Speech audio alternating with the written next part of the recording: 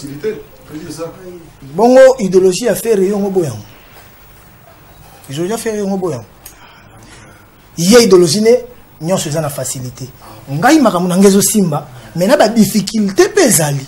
Ngai n'y a pas de facilité. Mais il y a facile pe ezali. Facilité pesa na makamu susu. Neti ko longa pa na nga na zanga na karma sanga chen pa meminga to ya na émission. To ça émission on facilement na facilité. Mais vie difficulté ezali, to robo a peu ba difficulté té. Na robo a peu idéologie n'était pour idéologie dans le monde qui est balo kan c'est là simbité. Keni. Qui aussi mbaté monde qui simbi. Ah, yango wana siko vanda tala.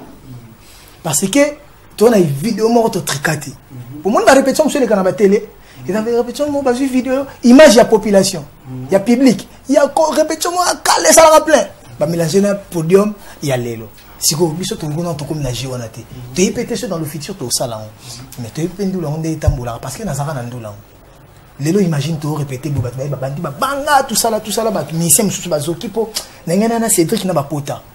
Bana kavi msusu otala mutu msusu ya soli na bango financier aibi basali mobulo ifoni et pas héritier ba mabange beta makani ni ba public ba ki ma fanatique ki meilleur repté pour na kaka ko luka ko déstabiliser mais to yebi ke nzamba ko sunga nzamba ko chama ba là vous savez tembesili peut dire tembesili tembe ko sila jamais ko sila oh ba diba quitter mais tembesili déjà tembesili te o mona nga pende na sabo na sala ba défi à relever c'est que tembezana mukaka na ko lo bateke nga na sukisi makambo na biso li loin na zalaka mais Luda Chris pas zalaka Snoop Dogg azalaka mais Dr. Dre pas zalaka Eminem azalaka mais Tyga pas zalaka Nicki Minaj azalaka mais Beyoncé pas zalaka Rihanna azalaka mais petit Siri zalaka donc voilà États-Unis zamboka gayar ba star ibele Serge Ibaka azali mais Kobe Bryant azali mais masana biso nani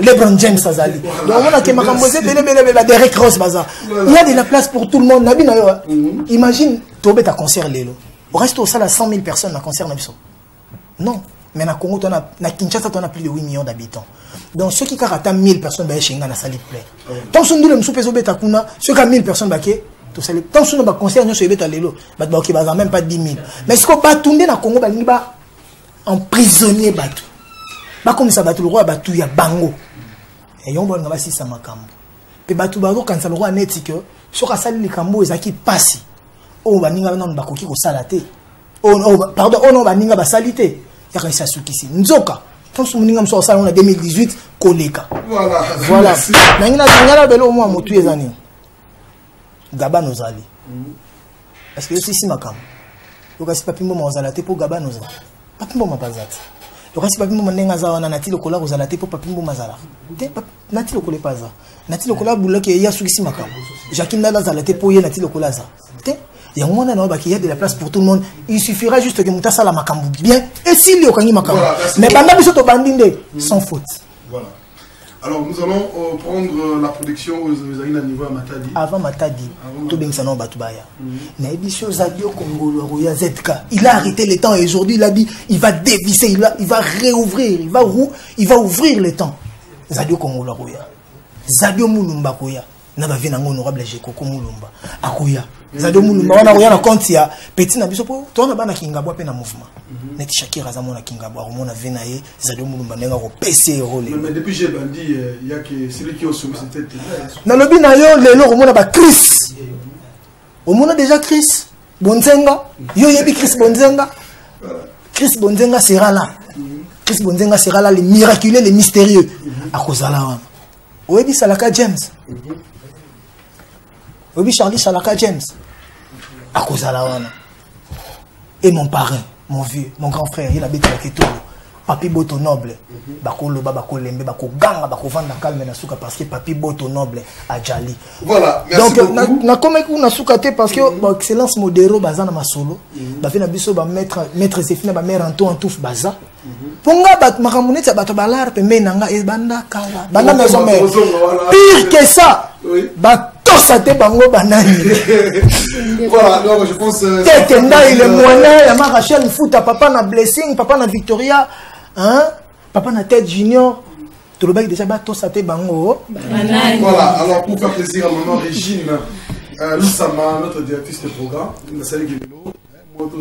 tant que solo là. Ah ouais. Et puis, le directeur technique de M. Abouka. C'est-à-dire que je appelle mon mari. Je me sentis que je suis Constantin, matin maison côté de ma fossette. Le DT DAF qui nous suit. Et aussi, l'homme selon son cœur. L'homme selon le cœur du haut sommet. C'est un beau tébélé. C'est lui qui nous suit. Notre DG Fiston. Hôtel Abisso, depuis quelque part, bon dimanche. Alors, on va vous poser la production d'Iriti Watanabe à Matali pour revenir pour enchaîner cette émission avec notre invité qui n'est autre Iriti Watanabe qui va se produire ce dimanche à partir de 18h au Grand Baobab.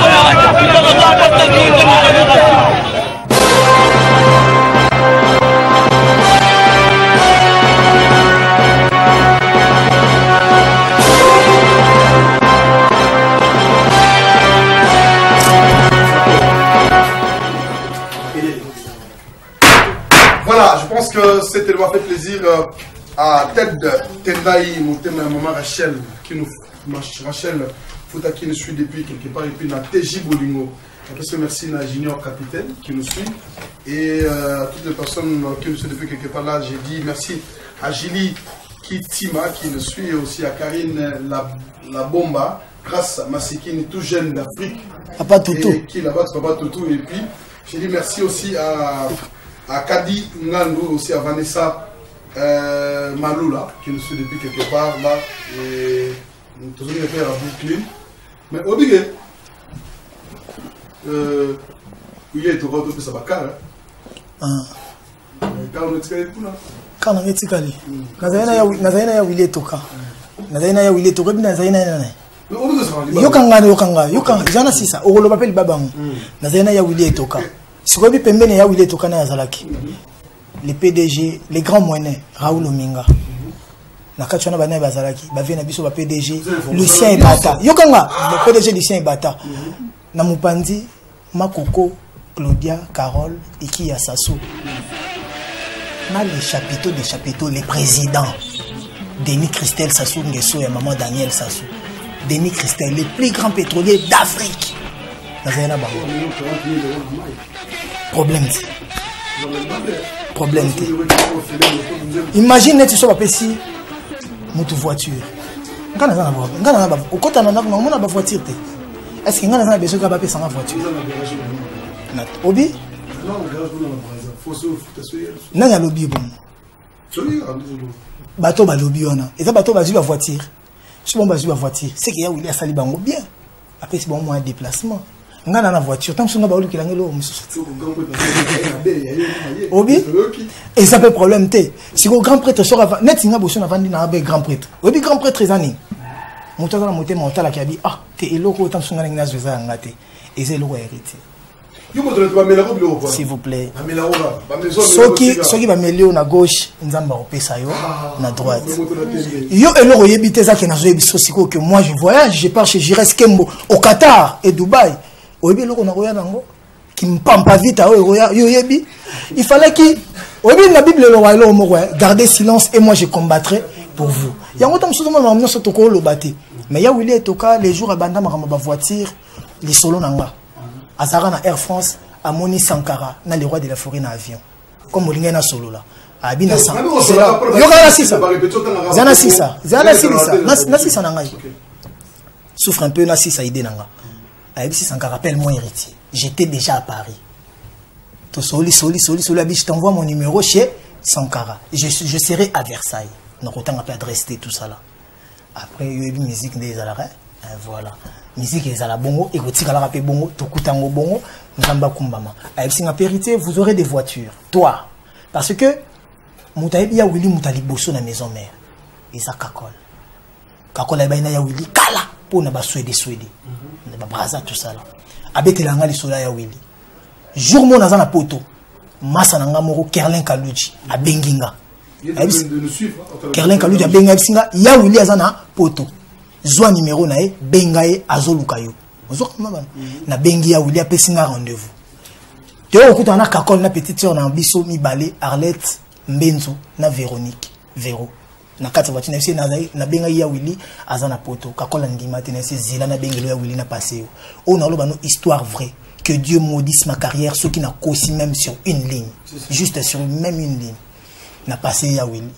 Solia Willy ale kinanga kakol na FCA Willy ba menasa kakol ba série ba combattant ba betara kakol ba menasa kakol na poko na on a juste bondo na memi na restaurant parce que le restaurant oya Willy bengi sagibiso ils à côté ya ndako ngana vandara chez Dadi Kimberni sur les Champs-Élysées na Fouquet na eto koti wana ya Willy bimi a PC biso l'art le binango bisingi héritier boya na aéroport mère azana besoin yoka parce que na boaka kama joli na boaka na nzembo ya Nzembo temba libala Michel Bersan Peya na boira moi si ya Willy ma jolie kotaza maman na son PC bambote oui maman msuto ko lo barati c'est faux lo bar comme je posais la question après ça là que tant to kutana ma jolie pesanga $20,000 cash $20,000 en enveloppe devant Arlette Mbenzo et truc na ju enveloppe na pasoli na Julias Moro ya 10,000 na pesi kakol ngape na tika na lias nanga ya 10,000 na ndé makambo ya Willy pe efungwama. Tu sais que fait spam, orchestre Zongi Kinshasa. Il y a Willy m'appelle là encore sur mon numéro de Brazza. Allô, je suis avec avec ton grand frère, Denis Christel, tout ça là, il te salue, tout ça là. Où est Papi Kakol? Tu es où? Je suis à l'hôtel. Et Kakol est où? Nabi à Kinshasa. Va à Kinshasa, va chercher Papi Kakol. Tu es à Kinshasa, tu es à Sebondo, na les rois de la forêt, tu es Brazza. Ngana na Brazza na Yeawa, na Zuibango, tu kati si Zongi Brazza. Moutazara na biso témoin, fiston Saï Saï. Il n'y a pas de la délégation. Tant qu'il y a eu le monsieur Kingoma appelé montant. Après, il y a voiture, ceux qui n'ont pas de voiture, et ça grave, ils ont déjà la voiture. Vous avez chose à comprendre. Voiture, vous avez bêta, la team Wata et Salanini, et Vandaba, non, mais bon, Kalaming était Dubaï, na Turquie, na Brésil, pour Miki les lotés. Miki les lotés. Sans album, quoi. Miki il est loté mais tu pas pour qui toi? Non, je me prends pour héritier moi na Nzambe le boko ya Nzambe ezali ko na biso ba tete ndai bazo tikanga te bazo soutenir ngai. Voilà, je ne puis rien à dire. Si on aurait pu que makambo ndenge za on est mabe parce que Jires Kembo a juré, il a dit que tu auras le plus beau cadeau de ta vie. Parce que ba pesa ba cadeau maintenant nous doit cadeau te. Parce que là au monde on a massa ba trésor pour tout. Bah moi ça n'a pas dit merci beaucoup. Nous on va souhaiter un bon anniversaire. On va imaginer que Moutou a Chelsea bi, Aza ivoirien, un certain Bakary Sakou. Avant Dibnabi, c'est l'anniversaire d'héritier. Jour à Chelsea bi, il me fait une vidéo à Tindelinga ya Soué. Bah Cédric Bakambu. Est-ce que na Congo ba débé ba Cédric Bakambu? Bah Chris Mavinga. Voilà. Les loba za na Kinshasa. Je salue aussi Cédric Mongongo bazana un match déjà bazo beta karaté, tout jeune d'Afrique, Olivier Saya, Junior Kilabax, Rodrigue Antouf. Aza chargé, il y a mission impossible, Rodrigue Antouf. Dodi Chungou, là où se repose la confiance, ministre de la Défense, Charlie Mobutu, il y a Lito ya Mokondi, parce que tout ça, loba, Charlie Mobutu, Charlie Paralingomba, Yaza Bongo, moto asimbi la team wata ye mtaza charge la team wata ba on a ki la bax ba tout la team wata na yemo manager na biso pe agent tozana Sylvain BH mtazo coordonner makambo tout yende patron la team wata na l'associé qui est un pont entre tout. Il s'appelle Christian Mupemba Champagne. C'est comme un Dieu. C'est l'œil de Dieu. C'est lui qui nous contrôle. C'est lui qui nous dit, héritier, attention, n'ose même pas sortir d'or. Héritier, au coup, tu as un manager, tu as non, c'est juste pour rigoler. Nabicho, héros, bazota nanga maman Elena, Nathalie Gracia.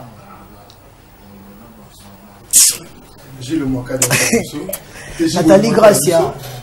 Alors, Nathalie Gracia. Basalam Kotozali, Babizou Kotozali. Manuela Bakoukas Bakat ici déjà. On a honorable Gaëtan Kodia. Baza déjà dans Mboka. Et ça m'a bien. Ndou la lebe Zamabe. On va revenir la fois prochaine. Ndou la lebe Zamabe na bisho ya jo malanga bikeko. Awuti kananga ko sala diamant. Ayemba la moko. Et que quoi? Déjà mon que quoi pembe. Trésor simbi bango ba yani kitima bae déjà. 40 000 euros. Bana mikin. Ba wana bambonga mike. Bambonga mike. Ça viendra. L'argent appelle l'argent. Nga ba benga boss life da 40 000 euros. Wana ta benga boss life ya ki jipte. So ya wili to kasa yi programme ni ka bi apesa nga iloko. Apesa net. Na ko jompe na 2015 te. Est-ce que na 2014 ba kabela nga voiture? Na 2013 ba kabela nga voiture. Ba o kabela so na 2015. Si quand on a 2016, on a un peu moussou. Quand on a 2018, on a revenu un peu. Voilà. Donc les étoiles, on a bien et belle ban en G8. Hein? Na bandi na yemo revenu un coup de gaz. Georges Kochi, ville maison tout ça. Bah aux alawana, ban en G8. Pourquoi pas Pati Ambroise parce que bah G8 il y a solo. Na bossen pété à Mikin, bah Michel Gamiero, bah PDG Numbi, bah Moutouna, bah aux alawana. Donc tous les fiches au wanga vous savez bah il y a Jimmy Chauve bah il y a bango nyonso na Moïse Samani donc les loko beba donc Jires Makwala ba salam na yo nzambe obi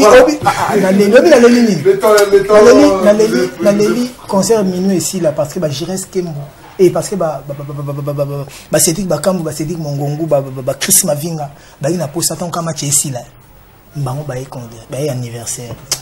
Mais on a fêté le moment resto, bango tout au vent. Bougie et tout. Voilà, merci. Je souffle mes bougies, pardon, erreur, lapsus. Je soufflerai mes bougies bientôt là, na concert. Et vous avez un mot na happy birthday to you, to bandi gâteau na ba champagne, na ba na mai ba musicien, na ba fanatique ba rozala, ba tout ba rozala, na yo moko pe loko là. Après voilà, ouais, et andou les moro, et andou les loko bandou les nyo sauté. Et ça concert barbecue anniversaire. Parce que bazo mais la bazo lia, bazo yemba, bazo bina makambu.